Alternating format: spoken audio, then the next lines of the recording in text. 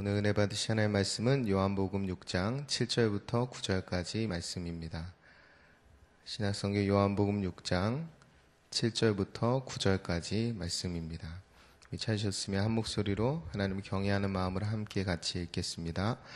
빌립이 대답하되 각 사람으로 조금씩 받게 할지라도 200데나리온의 떡이 부족하리이다.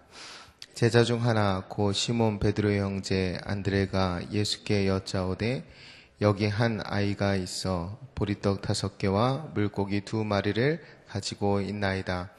그러나 이것이 이 많은 사람에게 얼마나 되겠사옵나이까. 아멘. 제가 어제에 이어서 계속 오병이어 말씀을 살펴보고 있습니다.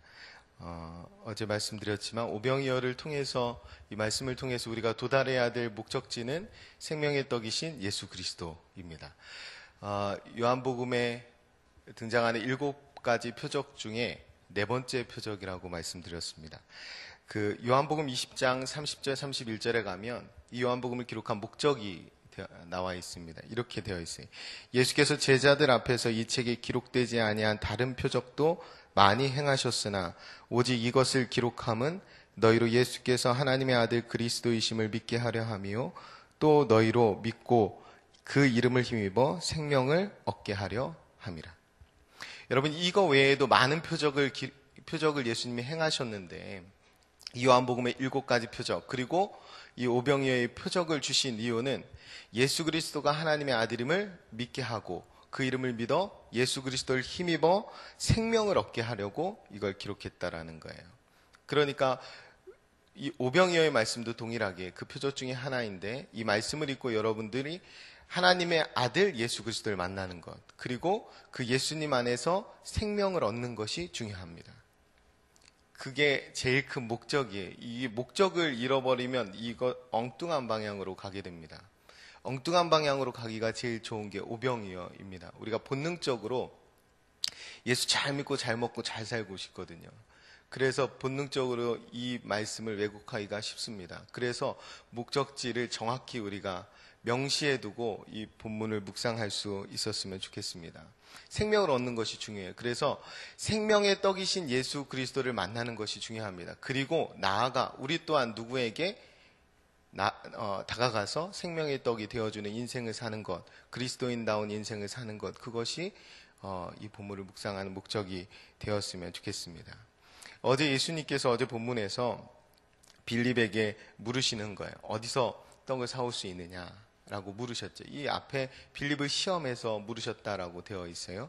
그 물음에 대한 빌립의 대답, 그리고 이어서 안드레의 대답이 오늘 나와 있습니다.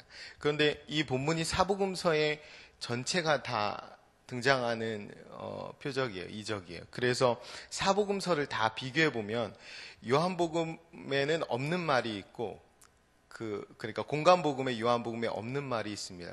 또 반면 공간복음에는 없는 것이 요한복음에는 기록되어 있는 것이 있어요. 그러니까 공간복음에는 사실은 다 이런 말을 한 사람들이 그냥 제자들이라고 표현하거든요. 근데 요한복음에는 이름을 정확히 기록합니다. 빌립과 안드레라고. 그러니까 빌립이 한 말, 안드레가 한 말 기록합니다. 그런데 다른 이제 공간복음, 마태마가, 누가복음을 같이 비교해서 읽으면 예수님의 하신 말씀들이 있어요. 그러니까 실제로 이 빌립이 말하는 이 말 바로 앞에는 예수님이 무슨 말을 했냐면 그 앞에 제자들이 이렇게 얘기합니다. 날이 어둡고 여기는 빈들이니까 이렇게 사람이 많은데 예수님 이 사람들을 내려보내서 각자 저 마을에서 사 먹게 하시죠. 이렇게 얘기를 합니다. 그때 예수님이 너희가 먹을 것을 줘라 이 말을 하셔요. 그 말 다음에 이 빌립의 말이 있는 겁니다. 너희가 먹을 것을 줘라. 어디서 살 수 있겠냐? 이 말 다음에 빌립이 말이 있는 거예요. 빌립의 말이 뭡니까? 돈도 없는데 어디서 삽니까? 그러니까 어디서 살 수 있는가라고 물었는데, 아니 돈이 없는데 어디인지 알아서 안다고 살 수 있습니까? 이 얘기예요. 여기에서 조금씩 받게 할지라도 아무리 적게 잡아도 200데나리온의 떡이 부족합니다. 그러니까 아무리 적게 잡아도 이렇게 많은 돈이 부족합니다 라고 이야기하고 있는 거예요. 그에 이어서 안드레의 말이 등장하는데, 이 말 이후에 이 사이에 예수님이 하시는 또 다른 대화가 한 가지 있어요. 그 대화는 뭐냐면, 그러면 너희 중에 떡이 몇 개나 있는지 찾아봐라, 이 얘기예요. 그 다음에 안드레의 말이 있어요. 안드레가 뭐라고 하냐면, 한 아이가 있는데 보리떡 5개와 물고기 2마리가 있나이다. 그리고 이 많은 사람에게 이게 얼마나 되겠습니까? 이게 무슨 소용이 있겠습니까? 이 말이에요. 그러니까 예수님의 질문은 뭐냐면, 어디서 살 수 있느냐예요. 그런데 빌립은 필요한 떡이 너무 많습니다를 얘기합니다. 안드레는 여기 사람이 너무 많습니다. 그 반대로 우리가 가진 떡은 너무 적습니다. 이 얘기를 하는 거예요. 예수님의 질문은 어디서 살 수 있느냐, 그리고 너희가 가지고 있는 것이 무엇이냐, 이 질문이었는데, 실제로는 이들의 대답 속에는 예수님을 향한 비난이 있는 거예요. 세상 물정 모르고 상황 파악 안 되는 예수님, 그 예수님에 대한 비난이 있는 겁니다. 왜 그러냐면 맨 앞에 너희가 먹을 것을 주라, 이 말 때문에 그래요. 더 앞에 제자들이 얘기했잖아요. 지금 여긴 빈 들이고 날은 어두워지니까 내려보내서 사 먹게 합시다. 이 제안은 굉장히 합리적이고 상식적이고 모두에게 좋은 제안입니다. 예수님에게도 좋고 제자들에게도 좋고 무리들에게도 좋은 제안이에요. 그 제안을 예수님이 거절하셨기 때문에, 다른 질문을 하셨기 때문에, 직접 주라고 하셨으니까 이 대답들을 하면서 예수님 지금 상황 파악이 안 되십니다. 예수님 전혀 지금 현실 감각이 없으십니다. 이 얘기를 하는 거예요. 예수님 세상 물정을 정말 모르시는군요. 지금 200데나리온이나 필요합니다. 아무리 적게 잡아도. 이 얘기들을 지금 하고 있는 거예요. 이렇게 가운데에서 양갈래로 나누면, 빌립은 지금 무슨 얘기를 하냐면, 이 상황 파악이 안 되십니까? 이 얘기를 하는 거예요. 그러니까 뭐냐면 지금의 상황, 지금의 환경이 어떤지를 얘기합니다. 안드레는 우리를 얘기하는 거예요. 우리의 현실, 우리가 가진 것, 이걸 얘기합니다. 우리가 믿음이라고 할 때, 신앙생활을 할 때 우리가 두 가지에 항상 걸려요. 내가 처한 상황과 현실, 혹은 내가 가지고 있는 것들, 내 현실, 상황과 환경, 그리고 나의 현실, 이것이 믿음을 가로막는 거예요. 그러니까 빌립과 안드레는 이 두 가지를 잘 알았습니다. 제자들이 상황과 환경도 알고 또 현실도 알았고 자기들의 능력도 알았어요. 근데 모르는 건 뭐냐면 예수님의 능력입니다. 예수님의 계획, 예수님의 마음, 이런 것들을 전혀 모르고 있는 거예요. 그래서 아주 단순히 말씀드리면 사자라고 예수님이 얘기하는데 빌립은 못 삽니다 라고 얘기하는 거예요. 예수님이 주자, 못 줍니다. 안드레 이렇게 하는 거예요. 줄 거 없습니다. 이렇게 얘기하는 겁니다. 그래서 여기에서 특별히 우리가 좀 주목해 봐야 되는 것은 오병이어입니다. 어린아이가 가지고 있던 오병이어. 이게 얼마나 되겠습니까? 라고 가져오죠. 우리가 이 오병이어가 사실 상징하는 것은, 제자들의 입장에서 상징하는 것은 불신과 오해입니다. 예수님 믿지 않는 거예요. 그러면서 이것밖에 안 됩니다 라고 하는 거죠. 그러면서 그 제자들의 입장에서 얘기하면 이거는 원망해도 괜찮을 이유가 되고, 절망하고 포기해도 괜찮을 이유가 되고, 불순종해도 괜찮을 이유가 됩니다. 우리에게 그런 것들이 있어요. 하나님, 내 환경이 이런데요, 내 상황이 이런데요, 내 현실이 이런데요. 우리가 생각보다 신앙생활을 하면서 믿음과 현실은 달라요. 제가 그 말을 들은 적이 있어요. 우리가 그렇게 생각하고 산다라는 거예요. 내가 하나님을 믿지만 현실은 그렇지 않아요. 현실에 가면 믿음이 전혀 작동하지 않는다라는 거예요. 믿음이 쓸모없다는 말을 스스로 하게 된다라는 거예요. 우리가 쉽게 오병이어 같은 상황을 붙들고 하나님을 원망하거나 좌절하거나 불순종하는 상황들이 많이 있다라는 거예요. 한국 교회 이렇게 사건 사고 많은데 전도를 합니까? 이렇게 하는 거죠. 나 먹기도 살기 힘든데 어떻게 남을 도와줍니까? 우리가 교회가 빚 갚은 지 얼마나 됐다고 또 선교하고 그럽니까? 이렇게 하는 거죠.